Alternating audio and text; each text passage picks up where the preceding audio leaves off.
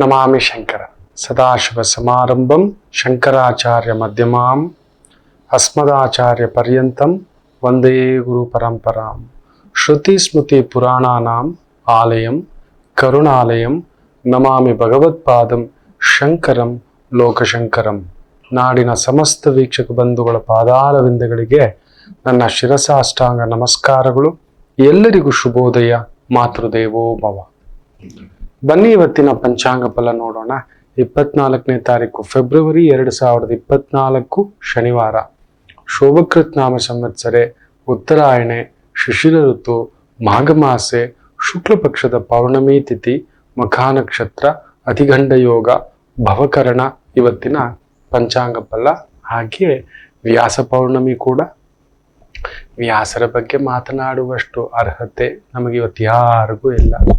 ವೇದಗಳನ್ನ ವಿಭಾಗ ಮಾಡಿ 18 ಪುರಾಣಗಳನ್ನ ನಮಗೆ ಕೊಟ್ಟಂತ ಮಹಾಪ್ರಣವ ಶಕ್ತಿ ವ್ಯಾಸ ಅಂದ್ರೇನೆ ವಿಭಾಗ. ವೇದಗಳ ವಿಭಾಗ ಮಾಡಿದಂತ ಮಹಾಮಹರ್ಷಿ, ಪರಾಶರ ಮಹರ್ಷಿಯ ಮಗ, ಶಕ್ತಿ ಮಹರ್ಷಿಯ ಮೊಮ್ಮಗ ಅನ್ನತಕ್ಕಂಥದ್ದು. ತಾಯಿ ಸತ್ಯವತಿ ದೇವಿ ಕೃಷ್ಣದ್ವೈಪಾಯನ ದ್ವೀಪದಲ್ಲಿ ಮಠ ಮಧ್ಯಾಹ್ನ ಹುಟ್ಟಿದಂಥವ.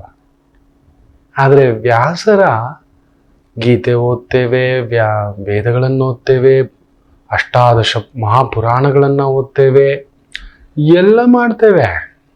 ಆದರೆ ಅವರ ಆಚರಣೆಗಳನ್ನು ಮಾಡಲ್ಲ. ಅವರೊಂದು ವರ್ಣ ಪದ್ಧತಿ ತಂದುಕೊಟ್ರು, ಅದನ್ನ ಇವತ್ತು ಜಾತಿ ಪದ್ಧತಿ ಮಾಡಿಟ್ಬಿಟ್ಟಿದ್ದೇವೆ. ಅವರೊಂದು ಪೂಜಾ ಪದ್ಧತಿಗಳನ್ನ ತಂದುಕೊಟ್ರು, ನಾವೊಂದು ಬೇರೆ ರೀತಿಯ ಮಾಡಿಟ್ಕೊಬಿಟ್ಟಿದ್ದೇವೆ. ಪೂಜಾ ಪದ್ಧತಿ, ಧರ್ಮ ಪದ್ಧತಿ ಒಂದ ಎರಡ ಮಹಾಪ್ರಣವ ಶಕ್ತಿ ವ್ಯಾಸರು.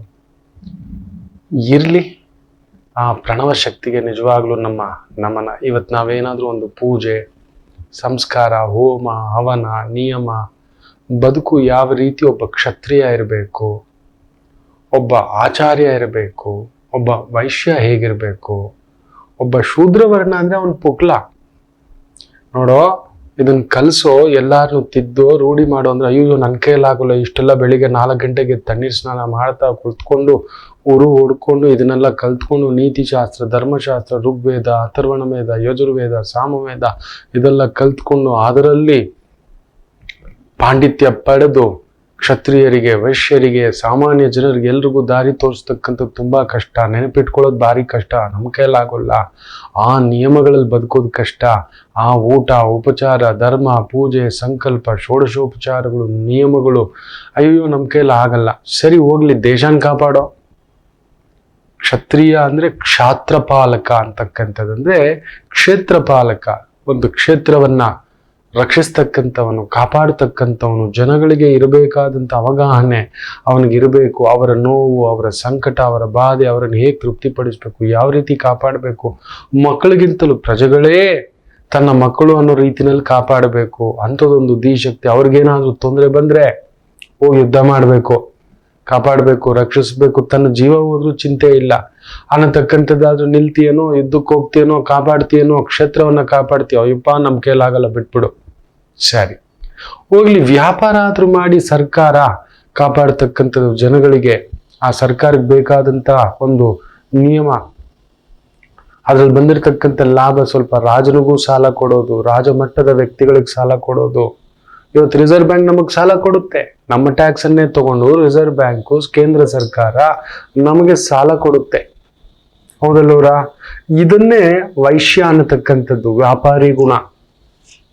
ಯಾರಲ್ಲೂ ಕೆಡಕಿಲ್ಲದೆ, ಯಾರಲ್ಲೂ ಒಳ್ಳೆಯದಿಲ್ಲದೆ, ಯಾರಲ್ಲೂ ದೂರ ಇಲ್ಲದೆ, ತನ್ನ ಪಾಡಿಗೆ ತನ್ನ ಕಾರ್ಯಕ್ಷೇತ್ರವನ್ನು ದೊಡ್ಡ ದೊಡ್ಡ ಕಂಪನಿಗಳು ಇವತ್ತು ನೋಡಿ ಕಟ್ಟಿದಾವೆ. CSR ಫಂಡು, ಗೌರ್ಮೆಂಟ್ಗೆ ಇಷ್ಟು ಚೆಕ್ಕು, ಇಷ್ಟು ದೊಡ್ಡ ಲಾಭ ಬಂದಿದೆ ತಗೊಳ್ಳಿ ಅಂತೆಲ್ಲ ಕೊಡ್ತಿರೋದು ನೋಡ್ತಿರ್ತೇವೆ.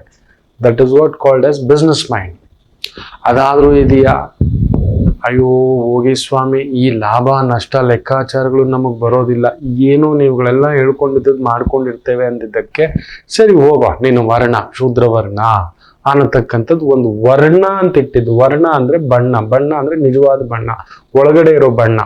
ಈಗ ನೋಡಿ, ಪರಶುರಾಮರು ಆಚಾರ್ಯ ಕುಲದಲ್ಲಿ ಹುಟ್ಟಿದ್ರು ಕೂಡ ಅವರು ಕ್ಷತ್ರಿಯನಾಗಿ ಯೋಚನೆ ಮಾಡ್ತಿದ್ರು. ಕ್ಷೇತ್ರಪಾಲಕ ಯುದ್ಧ ಮಾಡಿದ್ರು, 21 ಬಾರಿ ದಂಡೆತ್ತಿ ಬಂದ್ರು. ಕಡೆಗೆ ಅರ್ಥ ಆಯ್ತು, ಆಚಾರ್ಯನಾಗಿರೋದೇ ಬೆಟರಪ್ಪ, ಇದು ಏನಿದು ಪದೇ ಪದೇ ಯುದ್ಧಕ್ಕೆ ಹೋಗೋದು, ಈ ರಕ್ತ ಹರಿಸೋದು, ಯುದ್ಧಗಳು ಮಾಡೋದು, ಶತ್ರುಗಳನ್ನ ದಂಡೆತ್ತಿ ಬೆಂಡೆತ್ತಿ ಹೋಗೋದು, ಇದು ಬೇಡವೇ ಬೇಡ ಅಂತ ಕಶ್ಯಪ ಬ್ರಹ್ಮರನ್ನು ಕರೆದು ಪೂರ್ತಿ ತಾನು ಗೆದ್ದದ್ದನ್ನೆಲ್ಲ ದಾನ ಮಾಡಿಬಿಡ್ತಾರೆ. ಕಡೆಗೆ ಇದ್ದ ಒಂದೇ ಒಂದು ವಿದ್ಯೆ, ಅದು ಧನುರ್ವೇದ, ಅದನ್ನು ದ್ರೋಣಾಚಾರ್ಯರಿಗೆ ಕಟ್ಟ ಕಡೆಯದಾಗಿ ದಾನ ಮಾಡಿಬಿಟ್ಟು ಮೇರು ಪರ್ವತದ ಮೇಲೆ ಹೋಗ್ಬಿಟ್ಟು ಧ್ಯಾನ ಕೂತ್ಕೋಬಿಟ್ರು ಅನ್ನತಕ್ಕಂಥದ್ದು. ಕೈಲಾಸ ಪರ್ವತಕ್ಕೆ ಯಾವಾಗಲೂ ಹೋಗಿ ಪರಶಿವನನ್ನ ನೋಡಿ ಬರ್ತಾರೆ ಅಂತಕ್ಕಂಥ ಮಾತು ಕೂಡ. ಸ್ವರ್ಗಕ್ಕೆ ನಡ್ಕೊಂಡು ಹೋಗಿ ತನ್ನ ತಂದೆ ತಾಯಿಯನ್ನ ನೋಡ್ಕೊಂಡು ಬರ್ತಿರೋ ಜಮದಗ್ನಿ ಹಾಗೂ ಆ ರೇಣುಕಾದೇವಿಯನ್ನ ಅನ್ನತಕ್ಕಂಥ ಮಾತು. ಅಷ್ಟು ಶಕ್ತಿ ಆಚಾರ್ಯರ ಕೈಯಲ್ಲೇ ಆಗ್ಲಿಲ್ಲ. ಆಚಾರ್ಯನಾಗಿರ್ಬೇಕು. ನನಗೆ ಯಾಕೆ ಬೇಕಿತ್ತು ಇದು, ಊರು ಉಸಾಬ್ರಿ, ಊರನ್ನ ಕಾಪಾಡ್ತೀನಿ, ಊರನ್ನ ರಕ್ಷಿಸ್ತೀನಿ, ಊರಲ್ಲಿರೋರಿಗೆಲ್ಲ ಕಲಿಸ್ತೀನಿ, ತಿಳಿಸ್ತೀನಿ, ಮಾಡ್ತೀನಿ, ದಾರಿ ಮಾಡ್ತೀನಿ, ಬೇರೆ ಸದಾ ಇದ್ದ ಒಬ್ಬ ಆಚಾರ್ಯ ಸ್ವಲ್ಪ ಹಿಂದೆ ಇರಬೇಕು, ಇನ್ನೊಬ್ಬರನ್ನ ನಿಲ್ಲಿಸಬೇಕು ಅನ್ನತಕ್ಕಂಥ ಭಾವ.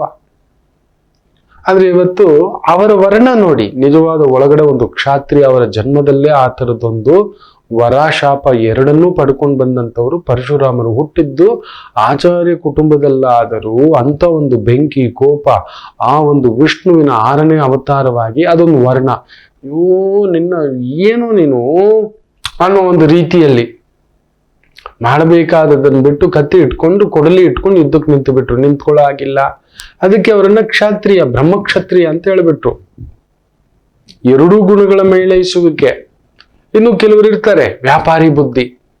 ಹುಟ್ಟಿರೋದು ಆಚಾರ್ಯ ಕುಟುಂಬದಲ್ಲಿ, ಬರೀ ವ್ಯಾಪಾರ, ಬರೀ ಲಾಭ, ಬರೀ ನಷ್ಟ. ಎಷ್ಟು ಮಾಡ್ಕೊಂಡೆ, ಎಷ್ಟು ಲಾಭ ಮಾಡ್ಕೊಂಡೆ, ಎಷ್ಟು ಇಟ್ಟಿಟ್ಕೊಂಡೆ, ಎಷ್ಟು ಬಡ್ಡಿ ಕಟ್ಟಿದೆ, ಎಷ್ಟು ಬಡ್ಡಿ ತಗೊಂಡೆ ಅನ್ನತಕ್ಕಂಥದ್ದು. ನೋಡ ಅವನು ನಸುಗುನ್ನಿ, ಅವನು ಊಸುರುವಳ್ಳಿ ಬುದ್ಧಿ ಹೊರಗಡೆ ಬಂತು ಅಂತೇಳಿ.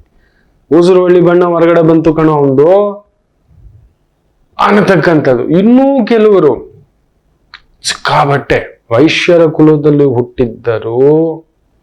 ದಾನ ಧರ್ಮ ಪೂಜೆ ದೇವರು ನಿಯಮ ಅನ್ನತಕ್ಕಂಥ ಭಾವಾರ್ಥದಲ್ಲಿ ಸರ್ವಂ ಭಗವಂತಂ ಅನ್ನೋ ಒಂದು ಭಾವಕ್ಕೊಳಗಾಗಿ ಎಲ್ಲ ತನ್ನ ವ್ಯಾಪಾರವನ್ನೆಲ್ಲ ಬಿಟ್ಟು ಎಲ್ಲ ಪುರಂದರ ವಿಠಲ ಅಂತ ಹೊರಗಡೆ ಬಂದವರು ಪುರಂದರದಾಸರು ಆಚಾರ್ಯರಾಗ್ಬಿಟ್ರು, ಕನಕದಾಸರು ಆಚಾರ್ಯರಾಗ್ಬಿಟ್ರು. ನೋಡಿ ಅವರ ಒಳಗಡೆ ಇರತಕ್ಕಂಥ ವರ್ಣ, ಅದು ಬಣ್ಣ. ವರ್ಣ ಅಂದ್ರೆ ಬಣ್ಣ, ನಿಜವಾದ ಬಣ್ಣ. ನಾವೊಂದು ಏನೇ ಮಾಡಿದ್ರು ನಮಗೇ ಗೊತ್ತಿಲ್ಲದೆ ಒಂದು ಬಣ್ಣ, ಒಂದು ಗುರುತಿಸುವಿಕೆ ಇರುತ್ತೆ ನಮ್ಮಲ್ಲಿ.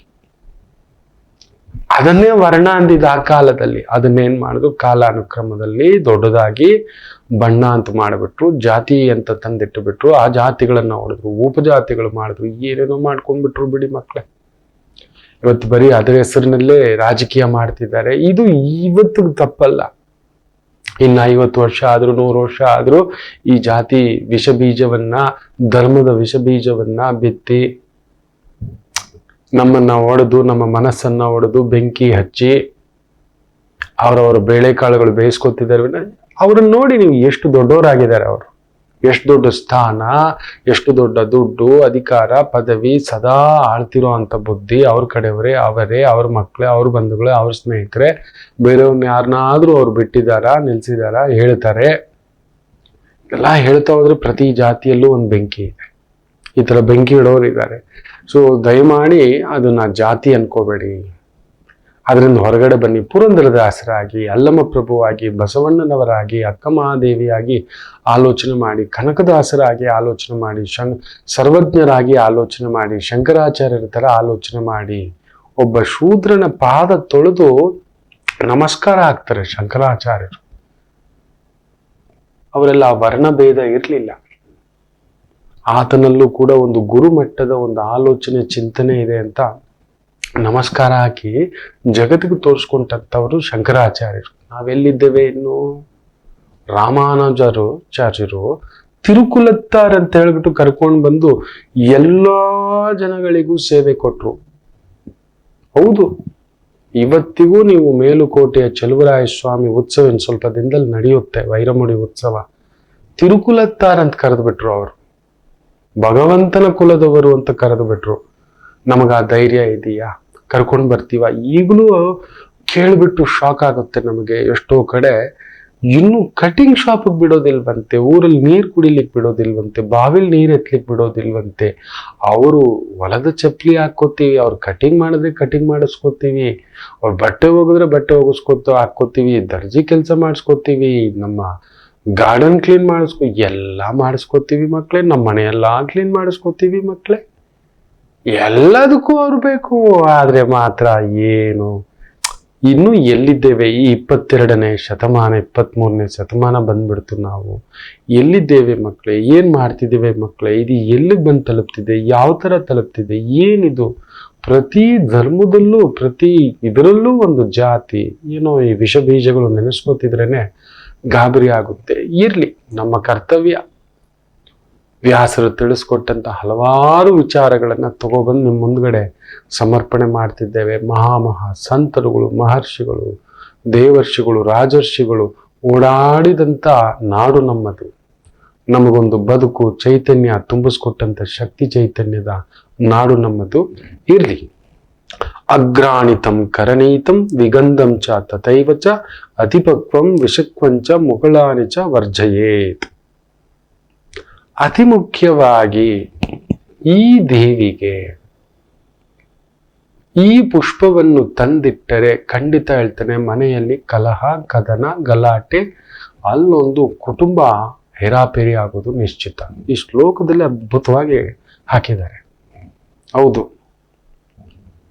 ನಾವು ನಿತ್ಯ ಭಗವಂತನಿಗೆ ಪುಷ್ಪಗಳನ್ನ ಸಮರ್ಪಣೆ, ಪೂಜೆ, ನೈವೇದ್ಯ, ಅಲಂಕಾರ, ಅಭಿಷೇಕ, ಮಹಾಮಂಗಳಾರತಿ, ಮಂಗಳಾರತಿ, ನಾನಾ ರೀತಿಯ ಷೋಡಶೋಪಚಾರಗಳ ಮೂಲಕ ಭಗವಂತನನ್ನ ಪ್ರಾರ್ಥನೆಯ ಮೂಲಕ, ಧ್ಯಾನದ ಮೂಲಕ, ತಪಸ್ಸಿನ ಮೂಲಕ, ವಾಲಗದ ಮೂಲಕ, ಶಂಖದ ಮೂಲಕ, ನೃತ್ಯದ ಮೂಲಕ, ಹಲವಾರು ರೀತಿಯ ಸೇವೆಗಳ ಮೂಲಕ ಹೊಲಿಸ್ಕೊತಿದ್ದೇವೆ. ನಿಜವೇ. ಆದ್ರೂ ನಮ್ಮ ಮನೆಗಳಲ್ಲಿ ಗಲಾಟೆ. ಈ ದೇವಿ ಚಂಡಿ ಸ್ವರೂಪ ಆಗಿಬಿಡ್ತಾಳೆ. ಅದರಲ್ಲೂ ಮನೆಯ ದೇವರಿಗೆ ಈ ಪುಷ್ಪವನ್ನು ಇಟ್ಟರೆ ನಮಗೇ ಗೊತ್ತಿಲ್ಲದೆ ತಂದಿಡ್ತಿರ್ತೀವಿ. ಹೌದು, ಹೇಗೋ ಒಂದು ಪೂಜೆ ಮಾಡಿಬಿಡ್ಬೇಕು, ಇಲ್ಲ ಹೇಗೋ ಒಂದು ತಿನ್ಬಿಡ್ತೀವ. ಈಗ ನೋಡಿ, ಹುಲಿ ಸಿಂಹ ಕಾಡಲ್ಲಿ ಏನ್ ಗಟ್ಟಿ ಗೊತ್ತಾ? ಹಲ್ಲುಜ್ಜಲ್ಲ. ನಾವು ಹಲ್ಲುಜ್ಜಲ್ಲ, ನಾನು ಸಿಂಹ ಕಣು ಅಂದ್ರೆ ಹಲ್ಲುಗಳು ಉದುರೋಗುತ್ತೆ ಅಷ್ಟೇ. ಬಾಯಿಂದ ದುರ್ಗಂಧ ವಾಸನೆ ಬರುತ್ತೆ, ದುರ್ಗಂಧ, ಅತೀ ದುರ್ಗಂಧ ಬರುತ್ತೆ. ಇದು ನಿಶ್ಚಿತ. ಸಿಂಹನ್ ಪಳಗಿಸ್ತವ್ರು ನಾವು, ಆನೆನ್ ಪಳಗಿಸ್ತವ್ರು ಅಂತಕ್ಕಂಥದ್ದು ಇಲ್ಲ. ಒಬ್ಬ ಮನುಷ್ಯನಿಗೆ ನಿಯಮಗಳಿದ್ದಾವೆ. ಅವನನ್ನು ದಿನನಿತ್ಯ ಸ್ನಾನ ಮಾಡಬೇಕು. ಬರೀ ತುಂಬಾ ರೇರು ಸಮಯ ಆದಾಗ ಮಾತ್ರ, ರೇರು ಸಮಯದಲ್ಲಿ ಮಾತ್ರ ಆತ ಪುಟ್ಟದಾಗಿ ಸ್ನಾನ ಮಾಡದಿದ್ದರೆ, ಅತಿಯಾಗಿ ಕಾಯಿಲೆ ಬಂದಿದೆ, ಜ್ವರದಿಂದ ಮಲಗ್ಬಿಟ್ಟಿದ್ದಾನೆ, ಆಗಲೂ ಕೆಲವೊಂದು ನಿಯಮ ಇದೆ. ಗೋಧೋಳಿ ಹೊತ್ತಿನ ಆ ಗೋಗಳು ಓಡಾಡಿರ್ತಕ್ಕಂಥ ಧೂಳು ತಗೊಬಂದು ಸ್ವಲ್ಪ ಪ್ರೋಕ್ಷಣೆ ಮಾಡ್ಕೋಬಹುದು, ಇಲ್ಲ ವಿಭೂತಿಯನ್ನ ಪ್ರೋಕ್ಷಣೆ ಮಾಡ್ಕೋಬಹುದು, ಹಣೆಗೆ ಹಚ್ಕೊಂಡ್ರೆ ಸ್ನಾನ ಆಯ್ತು ಅಂತಕ್ಕಂಥದ್ದು. ಯಾಕಂದ್ರೆ ನಾವು ನಿತ್ಯಾನುಷ್ಠಾನದಲ್ಲಿರತಕ್ಕಂಥ ಆಚಾರ್ಯ ಸಂಪ್ರದಾಯದಲ್ಲಿರೋದ್ರಿಂದ ನಾವು ಆ ರೀತಿ ಮಾಡ್ಕೋತೇವೆ. ನಮ್ಗೆ ಯಾರಿಗೂ ಗೊತ್ತಿಲ್ಲ, ಇವೆಲ್ಲ ತುಂಬಾ ಕಷ್ಟ. ಅದಕ್ಕೆ ಹೇಳೋದು, ಆಚಾರ್ಯರಾಗ್ಲಿಕ್ಕೆ ಹೋಗ್ಬೇಡಿ. ಹೌದು, ತುಂಬಾ ದೊಡ್ಡವರನ್ನ ಫಾಲೋ ಮಾಡೋಕ್ ಹೋಗ್ಬೇಡಿ. ದೊಡ್ಡ ವ್ಯಕ್ತಿಗಳು ದೊಡ್ಡ ಕಥೆಗಳಿದಾವೆ, ಇಲ್ಲ ಅಂದ್ರೆ ಆ ಸ್ಥಾಯಿಗೆ ಬರ್ಲಿಕ್ಕೆ ಆಗೋಲ್ಲ. ಅದಕ್ಕೆ ದೊಡ್ಡವ್ರು ಏನಾದ್ರು ದೊಡ್ಡ ಕೆಲಸಗಳು ಮಾಡಿಟ್ಬಿಟ್ಟಿರ್ತವೆ, ದೊಡ್ಡ ಮಾತುಗಳೆಲ್ಲ ಬಂದ್ಬಿಟ್ಟಿರ್ತವೆ ಸಿಟಿಗೆ ಎದ್ರೆ. ಅದಕ್ಕೆ ಅವ್ರ ಹತ್ರ ಹೋಗಬಾರ್ದು ಅಂತ. ದೊಡ್ಡವರು ಸುಮ್ಮನೆ ಯಾಕೆ ದೂರದಲ್ಲಿ ಎಲ್ಲೋ ಅಹಂ ಬ್ರಹ್ಮಾಸ್ಮಿ, ಎಲ್ಲ ಶಿವಮಯ ಅಂತ ದೂರದಿಂದ ಒಂದು ನಮಸ್ತೆ, ಹತ್ರಕ್ಕೆ ಹೋಗೋದು, ಮುಟ್ಟೋದು, ಕಾಲಿಗೆ ಬೀಳೋದು ಎಲ್ಲ. ಇನ್ನೂ ಕೆಲವ್ರು ಇರ್ತಾರೆ ದೊಡ್ಡವ್ರಿಗೆ ಅದೇ ಕೆಲಸ. ಕೆಲವ್ರಿಗೆ ಬನ್ನಿ ಕಾಲಿಗೆ ಬೀಳ್ಲಿ ಅಂತ ಹೇಳ್ತಾರೆ. ಅದ್ರಲ್ಲಿ ಬೇರೆ ಪಕ್ಕದಲ್ಲಿ ಒಂದು ಉಂಡಿ ಇಟ್ಬಿಟ್ಟಿರ್ತಾನೆ. ದುಡ್ಡು 5 ರೂಪಾಯಿ ಆಗ್ತವನ್ಗೆ, ಒಂದು 50 ರೂಪಾಯಿಗೆ ಆಗ್ತವನ್ಗೆ, ಇನ್ನೊಂದು 500 ರೂಪಾಯಿ ಹಾಕೋನ್ಗೆ. ನಮ್ಮವರು ನಮಗೆ ಎಡವಟ್ಟು ಮಾಡಿಟ್ಟಿದ್ದಾರೆ ಮಕ್ಕಳೇ. ಮಾಡೋ ಹಾಗಿಲ್ಲ, ಇಲ್ಲ. ಈ ಕಲಿಯುಗಕ್ಕೆ ಯಾರ ಕಾಲಿಗೂ ಬೀಳೋ ಹಾಗಿಲ್ಲ. ತುಂಬಾ ತಿಳಿದ ಜ್ಞಾನಿ ನೋಡಿ ಎಲ್ಲೋ ದೂರದಲ್ಲಿ ಇರ್ತಾರೆ, ಹೀಗಿರ್ತಾರೆ. ಹತ್ರಕ್ಕೆ ಬೇಡಪ್ಪ ಸಾಕು ಅಂತಾರೆ. ಅವರ ತಪಸ್ಸು, ಧ್ಯಾನ, ಜಪ, ಇನ್ನೊಂದು ಲೆಕ್ಕಾಚಾರದಲ್ಲಿ ಬೆಂಕಿ ಆಗಿರ್ತಾರೆ. ಬೆಂಕಿಯೇ ನಾವು. ನಮ್ಮ ನಿಯಮಗಳು ನಿಮಗಾಗೋದಿಲ್ಲ. ಬೆಳಿಗ್ಗೆ ಒಬ್ಬ ಯತಿಯಾದವನು 3:30ಗೆಲ್ಲ ಎದ್ದು ಸ್ನಾನ ಮಾಡಿ, ನದಿ ಸ್ನಾನ ಈ ಥರದ್ದೆಲ್ಲ ಇದೆ. ಅದಕ್ಕೆ ಅಂತ ತೀರದಲ್ಲಿ ಅವ್ರು ಜಾಗ ಮಾಡ್ಕೊಂಡಿರ್ತಾರೆ, ಆಶ್ರಮ ಕಟ್ಕೊಂಡಿರ್ತಾರೆ. ಆಗುತ್ತಾ ನಿಮ್ಮ ಕೈಯಲ್ಲಿ ನೀವು ಮಲಗಿರೋದೇ ರಾತ್ರಿ 11 ಗಂಟೆ 12 ಗಂಟೆ, ತಿಂದಿರೋದೇ ರಾತ್ರಿ 10 10:30, 3 ಗಂಟೆಗೆ ಎದ್ದು ಸ್ನಾನ ಮಾಡಿ 3:30ಗೆ ಜಪ ಕೂತ್ಕೋಬೇಕು ಅಂದ್ರೆ ಅವೆಲ್ಲ ಮಾಡ್ಲಿಕ್ಕೆ ಹೋಗಲ್ಲ. ನಿತ್ಯ ನಾವು ಪ್ರಾಣಾಯಾಮದಲ್ಲಿ ಕೂತ್ಕೋತೇವೆ. ನಮ್ಮ ಬಲವೇ ಅದು ಪ್ರಾಣಾಯಾಮ. ಹೌದು, ಯಾವ ಮಟ್ಟಕ್ಕೆ ಅಂದ್ರೆ ಕುಂಭಕ ಮಾಡಿಬಿಡ್ತವೆ. ಮಾಡಿ ಈ ಸುಷುಮ್ನದಿಂದ ಬ್ರಹ್ಮರಂಧ್ರಕ್ಕೆ ಕಳಿಸ್ಲಿಕ್ಕೆ ಪ್ರಯತ್ನ ಮಾಡ್ತೇವೆ. ನಮಗ ಅದರ ಮೇಲೆ ಗಮನ, ನಾವಿಲ್ಲದ ಆ ಒಂದು ಪ್ರಣವ ಶಕ್ತಿಯ ಹುಡುಕಾಟ, ಓಂಕಾರದ ಹುಡುಕಾಟ. ಹೌದು, ಅದಕ್ಕೆ ತುಂಬಾ ಜನ ಗೊತ್ತಿಲ್ಲ ಓಂಕಾರ ಹೇಳಬೇಡಿ ಅಂತೀವಿ. ಯಾಕೆ ಗೊತ್ತಾ? ನೀವು ಹೇಳೋದ್ರಲ್ಲಿ ತಪ್ಪಿಲ್ಲ. ಓಂಕಾರ ಎಲ್ಲರೂ ಹೇಳಬಹುದು, ಗೃಹಸ್ಥ ಹೇಳಬಾರ್ದು. ಹೇಳಬಹುದು, ಅದೊಂದು 11 ಬಾರಿಗೆ, ಒಂದು ಅಮಾವಾಸ್ಯೆಗೋ ಹುಣ್ಣಿಮೆಗೋ ಓಂ ಓಂ ಓಂ ಮಾಡ್ಕೋಬಹುದು.